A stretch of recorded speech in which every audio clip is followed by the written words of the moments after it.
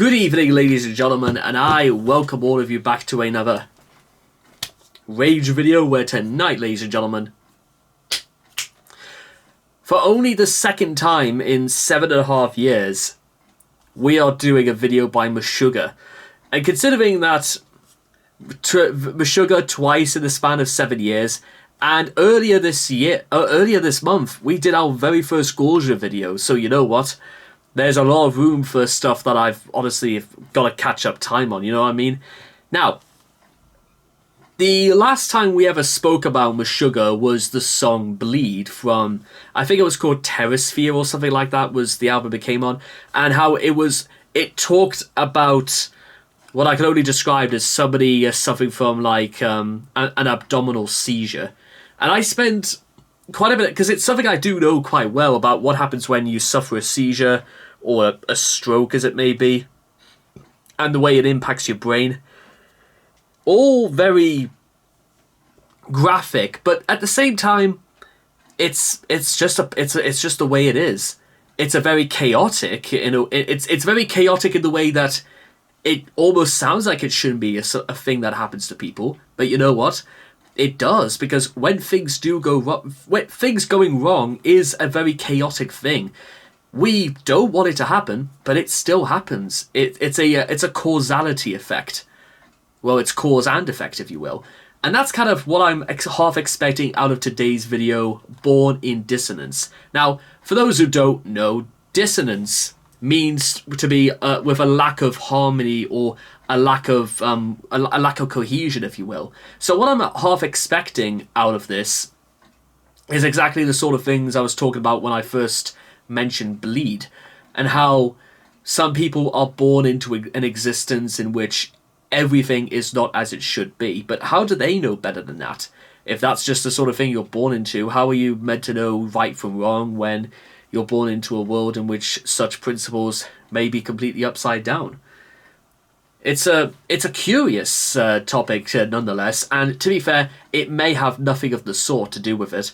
But then again, since I started talking about stuff like Behemoth and Power, like when I start talking about slightly heavier like music and stuff like that, it can sometimes feel in a very strange way that actually I'm barking up the wrong tree. But at the same time, let's find out together, shall we? So let's do it, shall we? So this is Born in Dissonance. Let's go.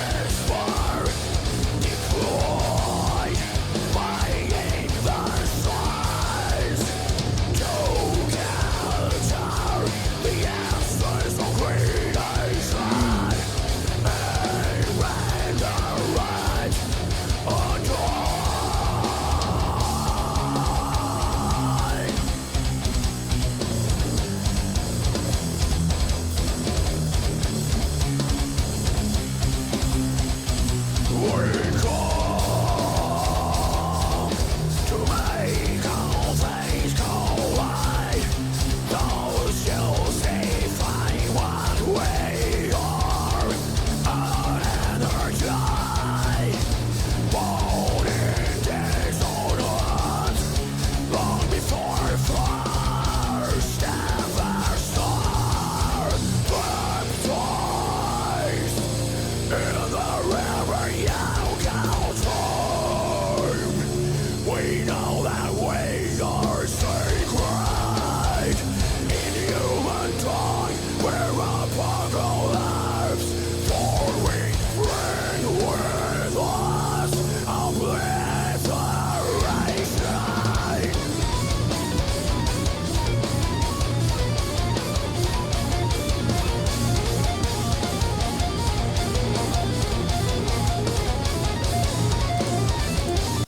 Now, okay, so maybe my rationale for barking up the wrong tree might have been a little bit too soon, because ironically, it is a little bit of what I thought it was going to be. However, one thing I do also want to possibly rectify is when they mentioned apocalypse. Now, for those who have ever studied divinity, or who those who've or even know of the end of the Bible, as it will, because the final book of the Bible, it has like many different names: Apocalypse, the Apocalypse of John, the Revelations of John, the Revelations of Jesus Christ, Revelations.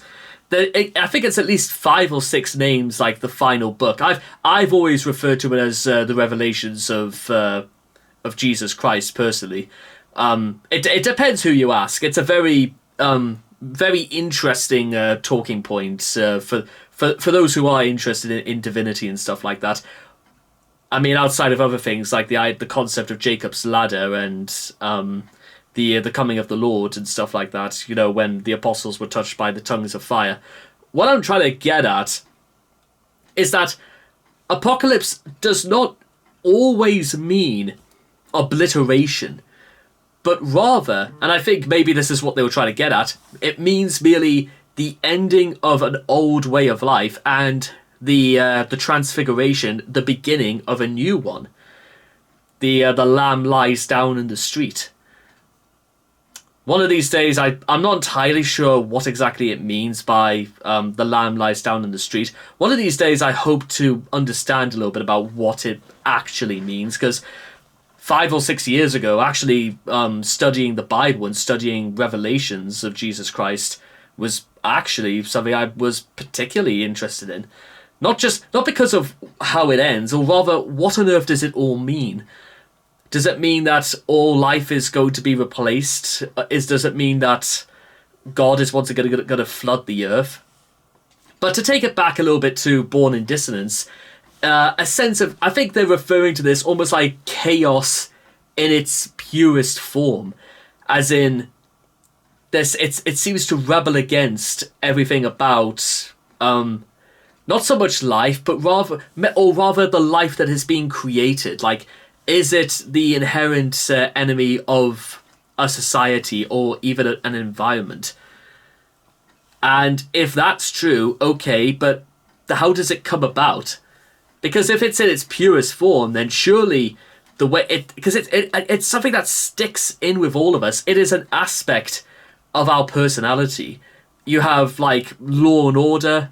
You have this is what I think what they interpret it. This is almost like like not so much like, yeah. So I think you've got the ego, the id, and the superego. I'm trying to work back in when I was doing, you know, things like sociology and when I was reading Freud and stuff like that. What exactly the superego?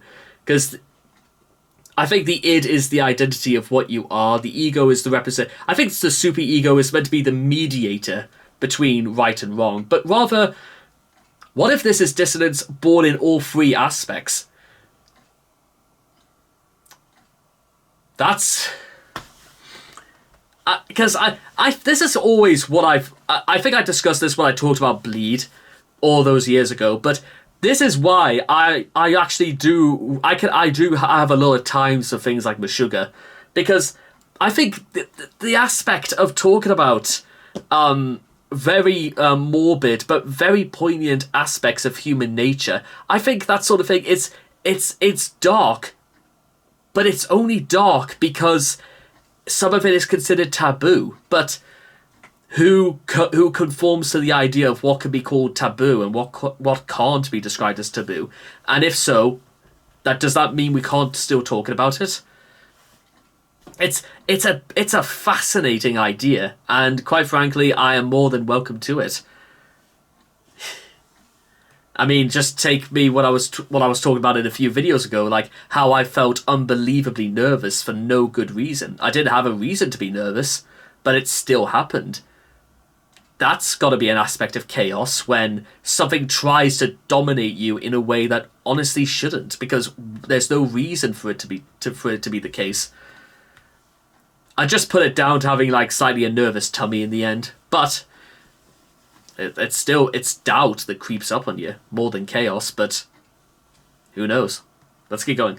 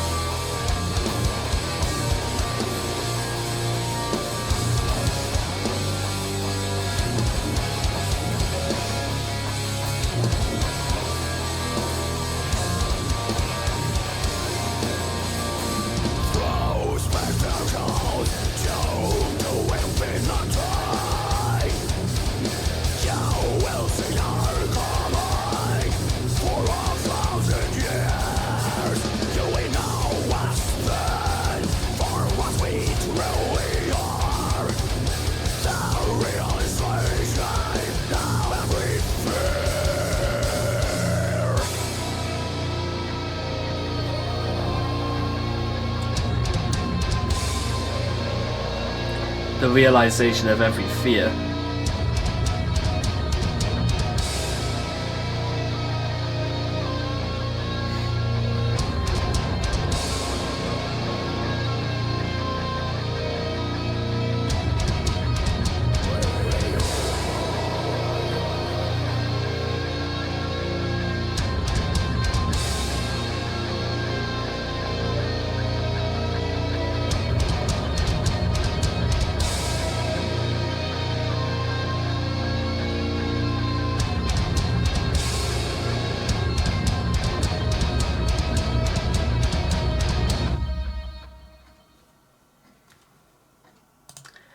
And there we are, bring it to an end, and you know what? Good Lord Almighty, that's... Like I said before, it's some powerful stuff, and you know what? That's absolutely the reason why I merely just want to continue talking about Meshuggah, because I think these guys... I don't think they're just on the level, but honestly, deep down inside... I think there's an awful lot to be said about what they're talking about. I don't think it's this. You know how some people have this misconception of metal when they talk about, you know, they just sort of, it's all rhyme and no reason. How it's more just noise and there's absolutely like no coherent rhythm or beat. Meshuggah is the absolute opposite of this, because when you stop to look.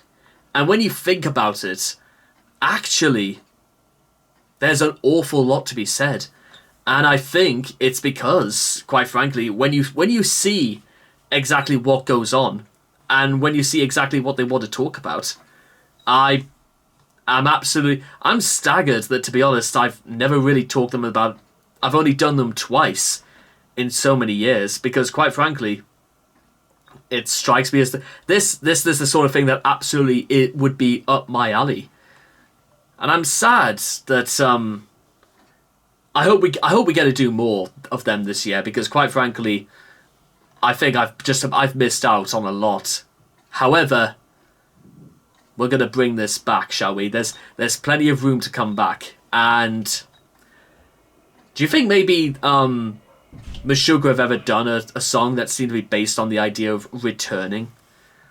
Like, something's pulling you under, but the force of you coming back is way too strong. That would be a really cool idea. But until then, I'll see all of you guys again next time. Thank you.